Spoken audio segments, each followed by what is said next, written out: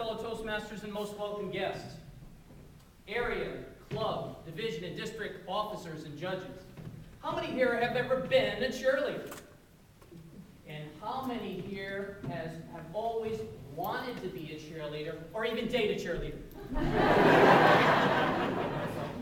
This morning, this afternoon, my job is to teach you how you too can become a cheerleader. Now, I'm not talking about those girls that dance around at the Phoenix Suns games with those tight little tube tops, peekaboo. And I'm not talking about the girls that prance around at the Phoenix Cardinals games with those itty-bitty booty bottoms. No. I'm talking about a real cheerleader. The type of person that accentuates the positive, that builds people up, and is consistently lavish with their approbation. That's the type of cheerleader I'm talking about. Let me give you an example. How many people here remember Richard Wolkis? Richard Wolkis was a founding member of Dobson Ranch Toastmasters. And when I joined Dobson Ranch about 8 years ago, I remember giving my icebreaker presentation. And at the end of the meeting, Richard came up to me, he took me aside, and he whispered, "You're a good speaker. You should be in a speech contest. Someday you can win a speech contest." And I remember looking at Richard and thinking, that guy's had way too much caffeine. He must be mixing his medication. He doesn't even know me. But I went out into my car and I read the evaluation forms. And Richard's words reverberated in my mind. "You're a good speaker. You should be in a speech contest. Someday you can win a speech contest." And it was just a few years after that I sat at Richard's bedside in the hospice on Dobson Road, just north of Ray, next to Seton Catholic, that brick building with a white fence around it, that I realized that Richard was cheering for other members of Dobson Ranch Toastmasters. And it was just a few weeks after that I sat in a synagogue and listened to people give eulogies at Richard's funeral. And I realized that Richard's legacy was he was a cheerleader. And I said, I'd like to be one too. And you can be cheerleaders too. I know what you're thinking. You're thinking, oh, I can't be a cheerleader this year. Times are too tough. We're in a recession. Don't you think I know that? I'm a real estate broker. I go to see people every week. They're upside down, underwater. Why, I went to see somebody just last week and he had just been through BK. And that's not Burger King. At our real estate office this year, they're only giving you 1 day off a year for funerals. And that's if it's your own.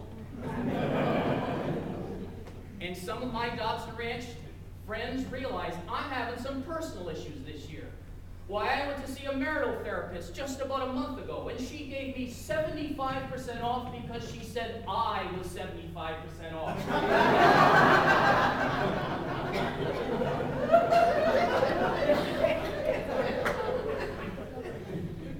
Now, if you're going to be a cheerleader, your first question might be, who do you cheer for? And you can start right at your Toastmaster Club by going up to each and every person that gives an icebreaker speech and saying something like, "You're a good speaker. You should be in a speech contest. Someday you'll win a speech contest." You can go up to your club officers and cheer for them. Tell them they're doing a good job. You know, I used to be a club president twice. I never remember people coming up and cheering for me. Any club officers here? But I do remember people coming up to me and saying things like, "My coffee is too cold." And I would think, you poor baby, your coffee's too cold. What do I look, Colombian to you? Do I look like Juan Valdez? Do I have a burro in back of me with coffee beans on his back? I don't think so.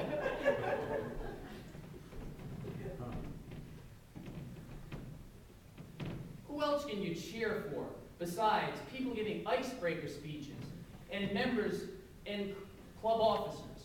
What about your children or your spouses?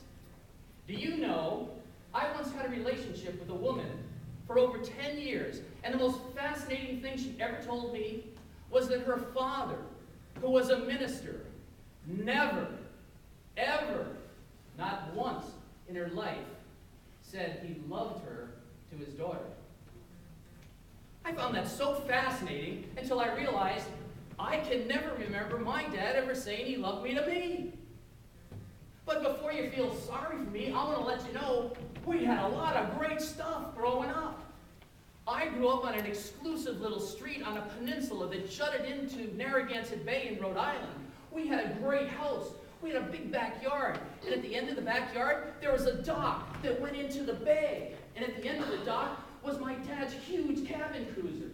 And every day we had lots of pasta, provolone, and prosciutto. But we didn't have the praise that each and every child deserves each and every day. Are you praising your children every day? These can be the toughest of times, but they can be the best times of your life if you become a cheerleader. Kids are so easy to communicate with today. You can just text them a message. I love you. I believe in you. Keep up the good work. I'm going to challenge everybody here today. Text your child today. Text your grandchildren. Give them some encouragement. Become a cheerleader today. Are you cheering for your spouse? Are you telling your spouse things like, I love you. I'm proud of you. Are you saying, smiling to them, see how much I love you? My fellow Toastmasters, Robert Schuller once said, tough times never last, tough people do. Richard Wolkis would say, tough times never last, but positive, consistent cheerleaders always will. Mr. Toastmaster.